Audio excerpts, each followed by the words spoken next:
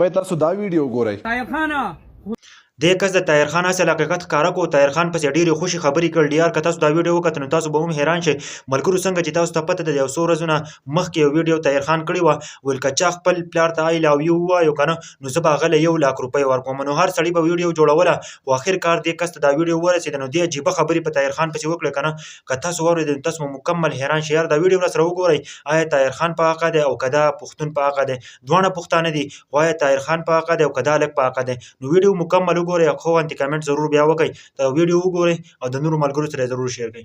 لومبۍ تاسو دا ویډیو ګورئ. طاهر خانه خدای دې د دغه هوټل نه خلاص کا کم مال چې خدای تعالی درکړي خدای دې د دغه نه خلاص کا تعالی الله مال درکړي خو د استعمالولو په چل باندې قسم په خدای نه پوهېږي.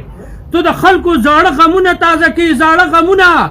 زما پلار 10 کالو شو چې مړ دی. دا زما هغه پښتون رور دی که ده ته چېرته ما دا ویلی وی چې بی تاسو داسې کانټینټ جوړ کړئ چې یو بل ته ښې کنځلي وکړئ. زه ګورم چې بی کم سړی ښې کنځلي بل ته کولی شي بل سړی د خپې نه راکاږلی شي او د بل سړي څومره بېعزتي کولی شي نو هغه له به زه 1 لاک روپۍ انعام ورکوم. وروره دنیا ته چې مونږ راغلي وو دې دنیا نه به مونږ ځو. کل نفس ذائقة الموت. هر انسان به مري. ستا بابا دې خدای وبخي الله تعالی تاسو له زړه صبر درکړي. او تا ته پته ده ایمان په دې ساته چې ستا بابا وفات دی خو ته به داسې عمل کوې ته به د خپل بابا سره زندگی په جنت کې تېروې.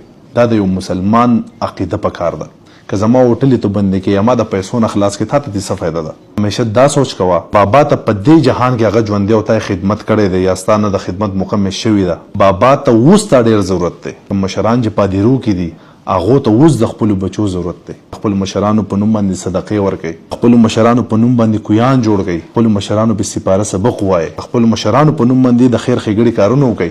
امید دی چې زما په خبره به تاسو پوه شوي یې. ډېر مننه.